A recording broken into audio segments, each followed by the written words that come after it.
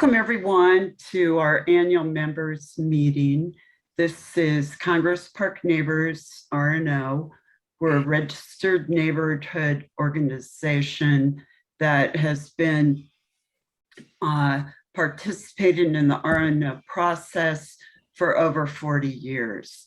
We have an all-volunteer board, and then we have other volunteers that work on projects in the neighborhood, including delivering our annual newsletter. The board does not take positions on any issue or at any city meeting without first polling the affected neighbors to ensure that we have true representation. We welcome homeowners and renters alike. The meeting is being recorded. So I'll begin. We have 6 board members. I'm the president currently. I have been for 2 years. I've been involved with the RNO probably for over 10 years. I deliver the newsletter. I'm active at the Denver Botanic Gardens Neighborhood Advisory Committee, and I also spent 6 years on the Botanic Gardens board as a neighborhood trustee. Currently, I'm working on several issues in the neighborhood. The trash structural change is a big one. We've been working on safety around Teller Elementary as well. I'd like to continue to work as a board member with Congress Park. And I'm going to turn it over now to Tom Connis. Tom, could you talk about your duties and how you work with the board? Good evening. I'm Tom Connis. I'm the secretary of the board. I distribute the newsletter, and I do the grunt work with the daily nuts and bolts, going to the post office, making deposits. I'm also the membership chair. I'm sorry, was that a question? Wendy? Hi there, I'm Wendy Morosky. I am the editor and chief bottle washer of the newsletter. It comes out quarterly. We currently have a need always for a long time we have, for an advertising coordinator. I always am welcoming of articles that people want to send in. I'm currently trying to put together a combination winter-spring issue, just because I have not been able to do the quarterly issues since last spring when our layout person resigned. We now have a new layout person, and I don't know if Sarah is on, but her name is Sarah, and she's a volunteer who will do the layout for us. And bless her heart for volunteering on that, and have also worked on a number of issues where we've needed neighborhood input to decide what our board stance would be when we go before the city council. Again, as Vicki said, we don't take a stance unless we have feedback from immediately affected neighbors. And so we will canvass those neighbors and find out how they feel about something before we take a stance. So again, newsletter is going to be putting together soon. And if anybody has articles, you're welcome to send them to me. Look at your newsletter on the inside front cover. There's my email address and phone number if you have any questions, and be glad to see and talk with you about any of those. Thank you. Wendy, I think Sarah's on. Is she? Yep, I'm on. Hi, Wendy. Hey, Sarah. Hi there. Sarah, thank you for coming. Thank you for volunteering. And bless you for volunteering. Yes. Yes. No worries, happy to help. Miles, would you like to talk about your position? Sure. So my name is Miles Tanglin. I am the treasurer for Congress Park Neighbors. And there's been a few projects I've been involved with last year. One of them was the Congress Park Art Project, where they select the artists for that new playground as well as pool installation. And Vicki and I were also have been involved with the Congress Park playground, the new playground they're working on. And hopefully maybe this spring that we can do an update meeting to talk about all those changes as well as what's going to happen with the Congress Park pool, the rebuilding of the pool as well. I'm also involved with Vicki on the NAC, which is the Denver Botanic Gardens Neighborhood Advisory Committee. And I've also been involved for a long time for Colfax BRT. It's basically moving forward. We're planning a neighborhood meeting to talk with the engineer in charge of the project and the timeline. And they've, in the last few months, they presented some presentations on possible station design as well as concerns for elderly and access to those new stations are going to be putting in. So those will be big changes. That will be a major change to Colfax. And so I hope people can attend because the traffic will change considerably. I'm also with Maggie involved with Denver Interneighborhood Cooperation, INC. We're both delegates for Congress Park. And I've been involved with the Mayor's Pedestrian Advisory Committee. And it's basically a citywide group of all the districts. And then they give recommendations on pedestrians and changes or concerns people have for that. So that kind of sums it up for me. Thanks. Thank you, Miles. Jeff Harbaugh. Good evening, everyone. Hope everyone's having a great evening. Yeah, my side has been pretty much on membership. We, of course, in 2021 had COVID, which kind of put the damper on things, but we're hoping 2022 goes better with meeting with the public in Congress Park and getting more members to join. I also lead a team of wonderful snow angels who are always eager to go out and shovel the sidewalks of those who can no longer shovel their sidewalks. Just a quick ping, we did lose a couple houses because they were purchased.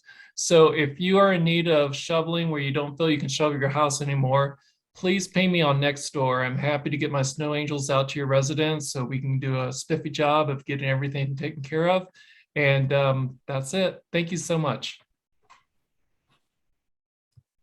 Thanks, Jeff. Maggie.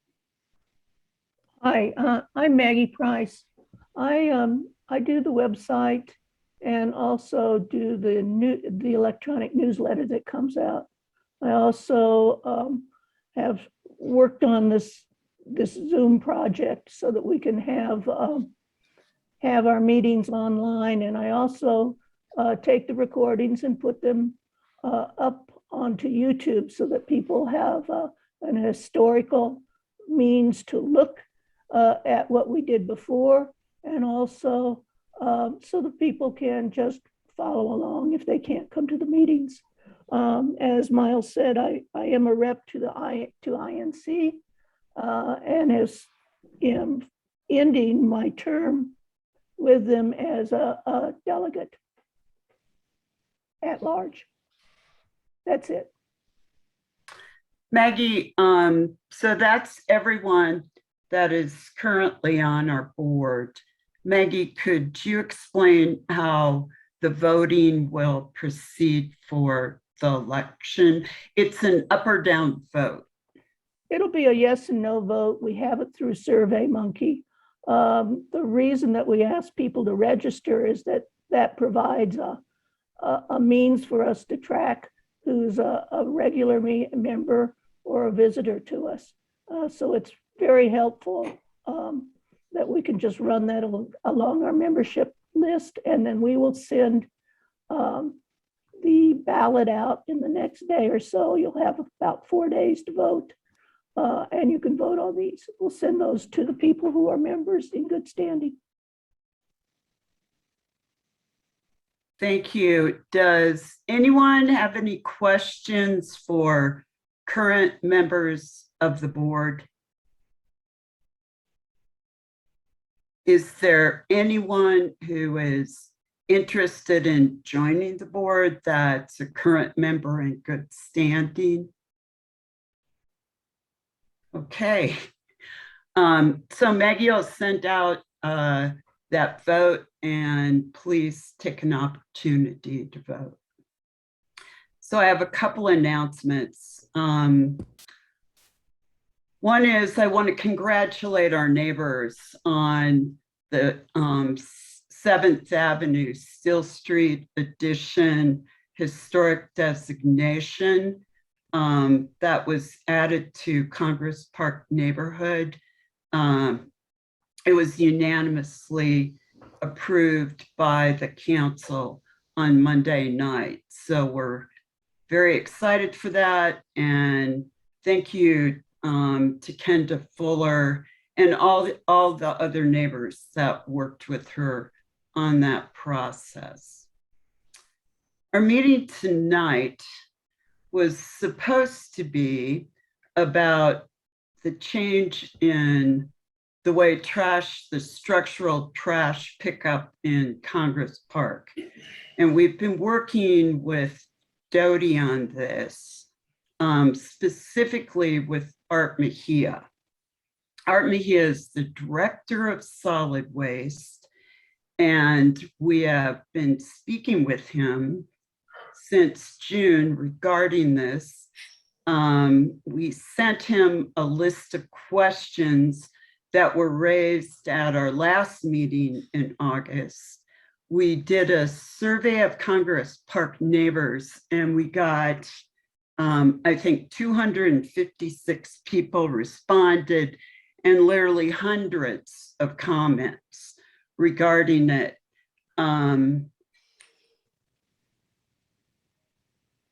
Art said he would come in at 5 o'clock tonight.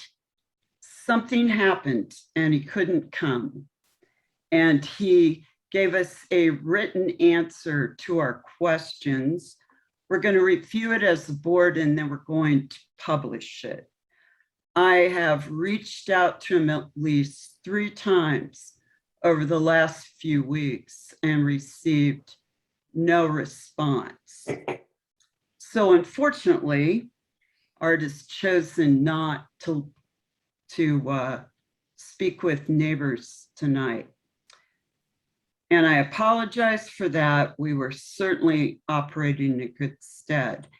If anyone who's attending tonight has a question about what's going on, if I can answer it, I will try.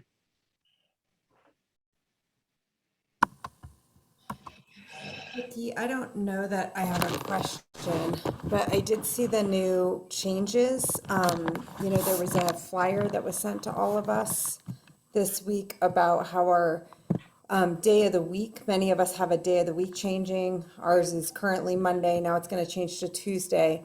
And on that day of the week announcement, it says, if your trash collection happens on the same day as street sweeping, just push your trash can to the other side of the street or into your driveway. And it just highlights for me how the people who are making these decisions don't understand that when the street sweeping happens, everybody parks on the other side of the street. So there's no place to put your trash on the other side of the street. And I just don't understand how we're supposed to double up cars on one side of the street and also double up trash cans on that side of the street. And also, like, we don't have driveways. I mean, I don't have I don't even have a functioning garage. It's like an 1800 like shed. So, I'm just, and it's on the alley. So I'm just not, I feel like, again, it's another example of the disconnect of inner city, like tight quarters issues, as opposed to the people who might be making the decision who might not live in the kind of situation that many of us live in. So I don't know if that's been addressed. I think they thought they were addressing it by telling us where to put our trash cans. And clearly they don't understand the issue. So. Jackie, we sent out the trash survey and I reviewed all the responses, and you are one of everyone who is experiencing this. We obviously need to go back to Doty and solid waste, but the survey revealed that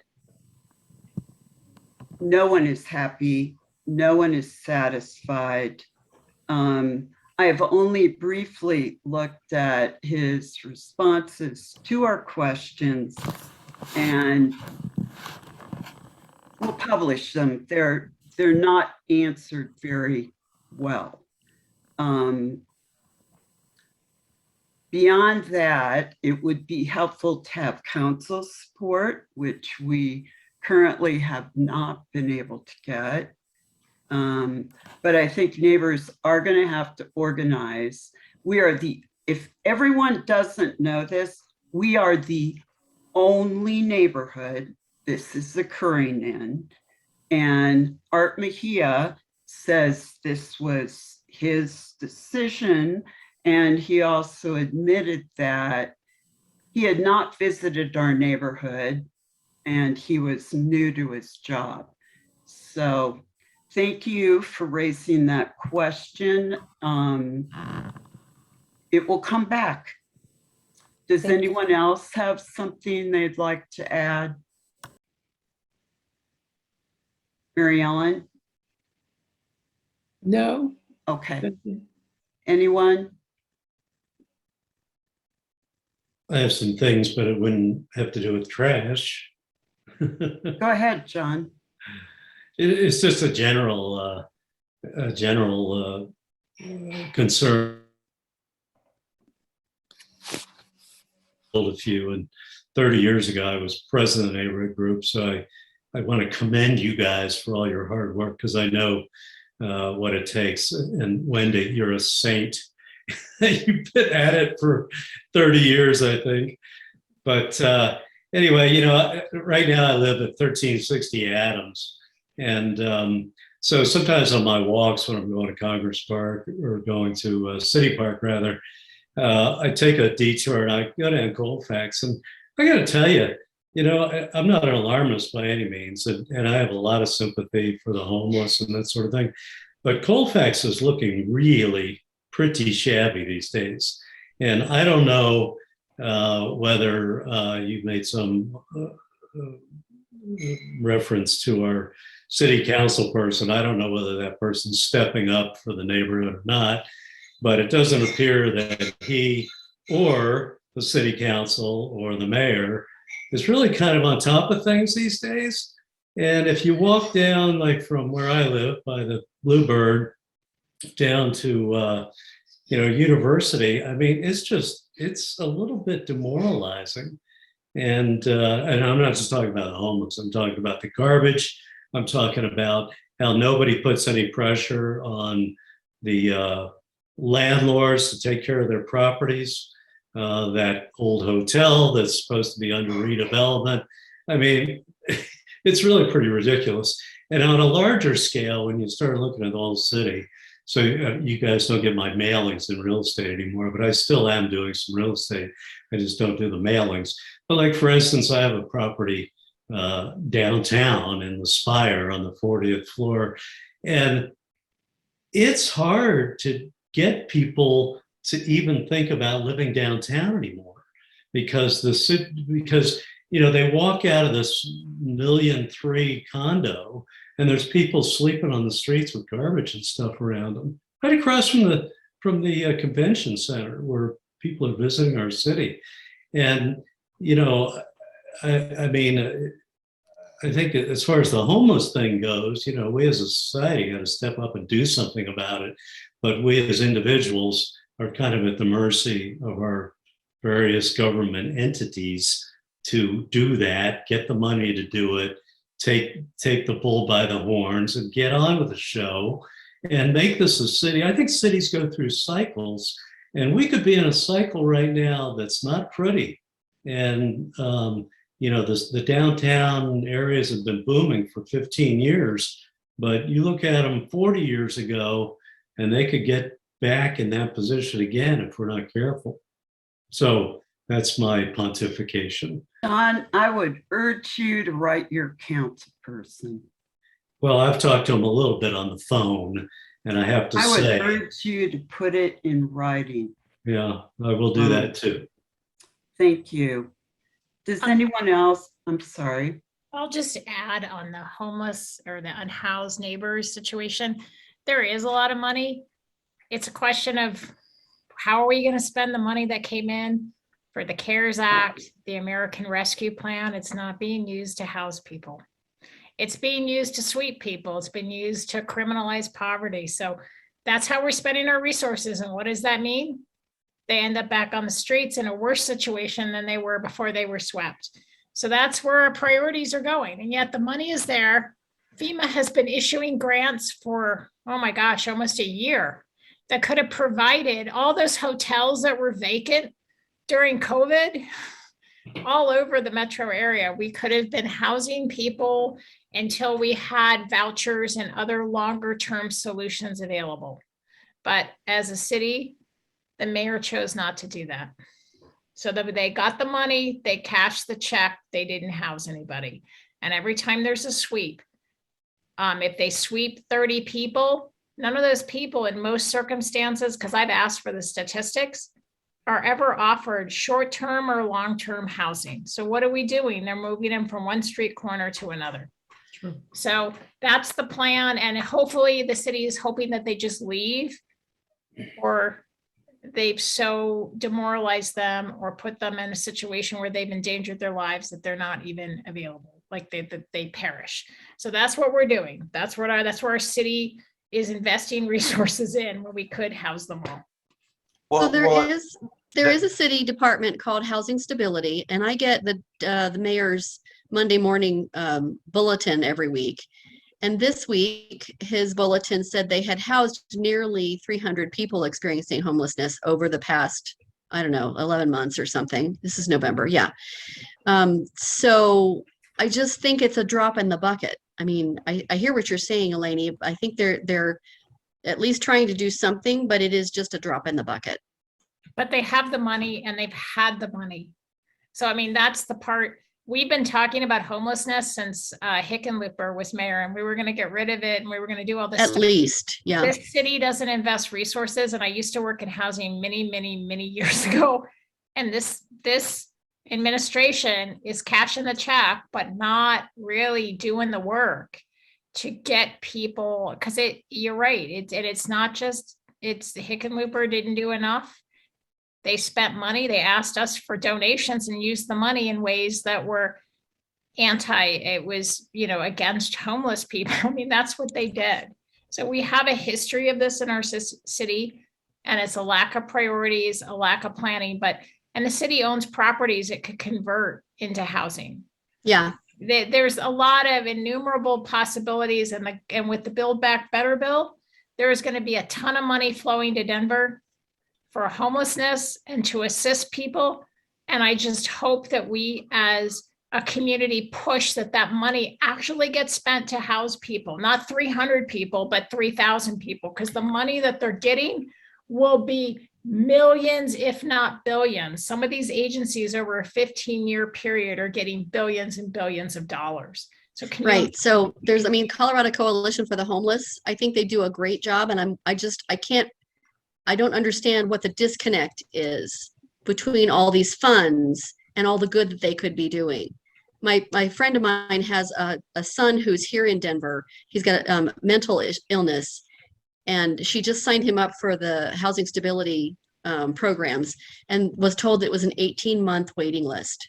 So that tells you how many people are out there needing this help.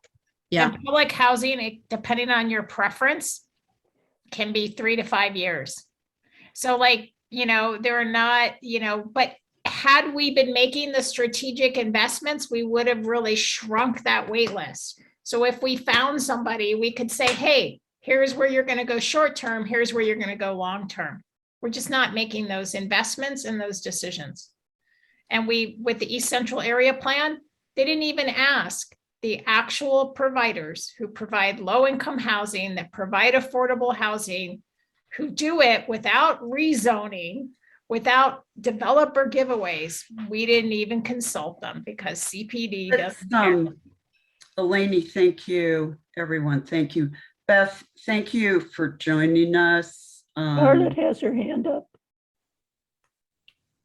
Mark, okay. Charlotte, go ahead. You're muted. Charlotte. Did I have my hand up? Oh, gosh, it does look like it's up. Sorry. Here we go again. I did put something in the chat. That's Okay. all. Beth, I'd just like a quick follow-up on that.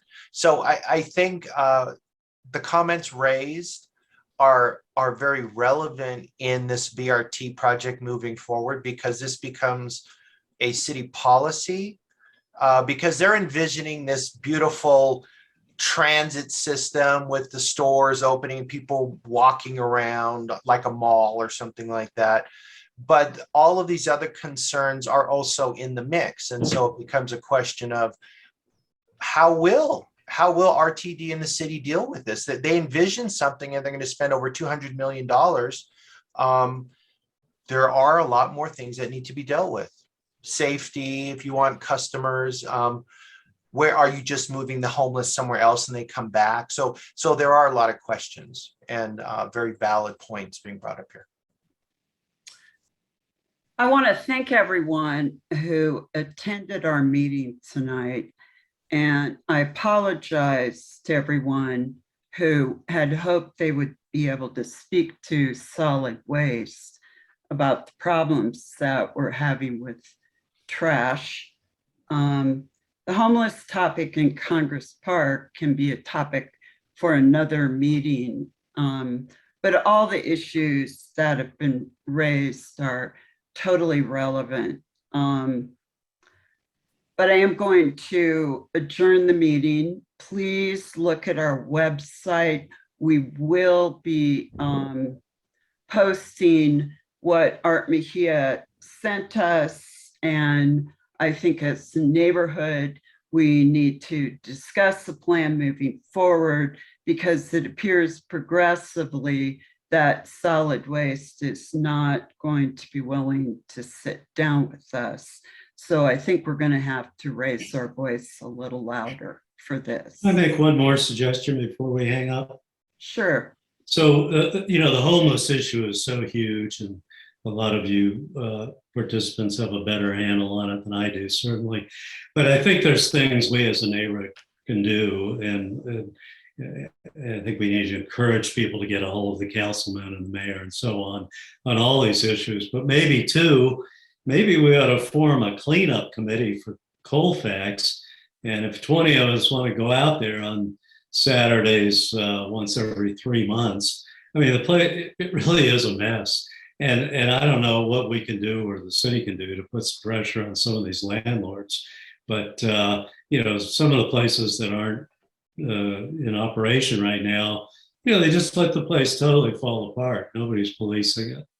And Wendy, you're as close to it as anybody. You know what I'm talking about. And, I'd go out there and help, but it'd be nice to have 15 or 20 of us to do it once in a while. So maybe we put that in the next newsletter. I don't know. Can I say something, Vicki? Yes, please, Beth. Sorry, I was having a lot of trouble connecting. I didn't have the passcode, but I finally got in. So I apologize for being so late. But I'm Beth McCann. I'm the district attorney in Denver, live in Congress Park, have for many, many years. And I just wanted to comment that we have been working with the folks down around Union Station because they are having issues that you all have been talking about with the homeless and drug addiction and so forth. So we have, these are difficult, as you know, problems, and we are prosecuting cases when we actually can prove cases, but we're also, we have established a drug misdemeanor court, because possession of any drug under 4 grams is now a misdemeanor, to try to encourage people to get into treatment and to try to meet them where they are. If they need housing, work with them to get housing. If they are willing to go into drug treatment, that's something that we provide. Well, my office doesn't, but we work with the courts, and it is a frustrating issue. I do think that the city has spent quite a bit of money. I mean, I think they just spent about $50 million or something along those lines to work to house people. I'm not involved in that, but I know that they have bought motels on Colfax. They've used funds from the state to house people in one of those motels. And there's a development down on South Federal called Sanderson, which I think has 60 apartments where people are being housed with wraparound services. I think it's just a multifaceted problem because, you know, some of the folks are not interested in getting housing or getting help. And it is a difficult problem for the city and also for the police department and the health department and those of us that are in prosecution. We are very, very aware of it. And I wish I had the answers, but I just wanted to say that we are working to address some of this. I think what tends to happen is they move from one location to another. When they closed Civic Center Park, which I was very thankful for because I drive by there every day. But I think many of them moved to Union Station, which has now become a very difficult situation. So I think we're lucky in Congress Park generally that we don't have a huge issue, but I know it is a concern for all of you and for anyone that works downtown or owns property downtown. We are meeting regularly and trying to work on it. We're doing some other really good work in the DA's office with restorative justice and firearms relinquishment. We're focusing on guns and gun cases. There are a lot of guns in Denver, and with the pandemic, the isolation, stress, you know, we're concerned about the violent crime. Although I will say in the last 28 days, the last report I saw, violent crime is going down, which is great, but we still have far too much of it. So we are really trying to focus on the people who are creating the most violent crime and really try to focus on those people and making sure that we get them out of circulation.